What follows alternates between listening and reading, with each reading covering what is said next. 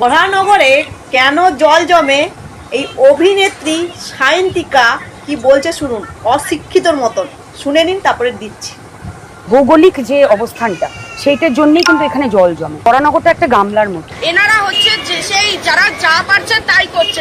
এবার বলি শুনুন, বরাহনগরে একটা বড় ডব্লিউটিপি আছে, যেখান থেকে দমদম, সাউথ দমদম বিভিন্ন জায়গায় জল যায়। ও কি জানে?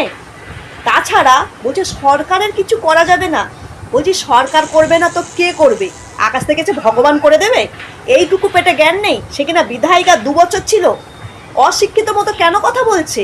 হ্যাঁ, এই যে পুরনো পাইপগুলো আছে, পিভিসি, ইউপিভিসি, সিআই, ডিআই, এই যে পাইপগুলো আছে, এই পাইপগুলোকে তো চেঞ্জ করতে হবে না?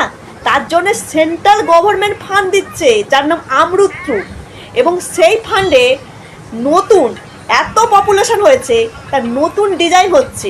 হ্যাঁ, সরকার কিছু করতে পারে? বলুন যে আমি কিচ্ছু করতে পারিনি, আমি কিছুই করতে পারিনি, আমি শুধু রূপটা দেখিয়েছি আর শুধুমাত্র অশিক্ষিতর মতো কথা বলছি।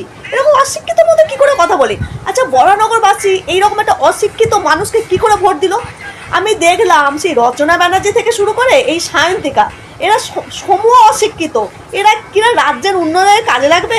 আপনারা বলুন দেখি। এই যে কথাটা বললো সরকারে কিছু করা যাবে না, ভাই তুমি জলের সমস্যার কি কি কি কাজটা করেছো? তুমি খোঁজ নিয়েছো এই কাজটা কোথা থেকে হয়, কি হয়?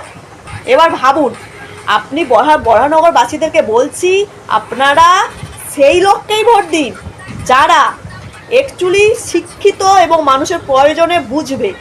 এই রূপ দেখে ভোট দেবেন না, এই সমস্ত অভিনেত্রীদেরকে দেখে সত্যি বলছি ভোট দেবেন না, একদম বলছি ভোট দেবেন না, সিরিয়াসলি বলছি। এদের দেখে যদি আপনারা ভোট দেন না, তাহলে আপনারা বিপদে পড়বেন।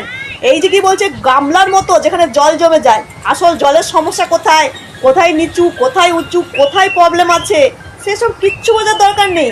কোথা জল যাচ্ছে না কেন, তাই বলছি এই সমস্ত অভিনেত্রীদেরকে দেখে ভোট দেবেন না।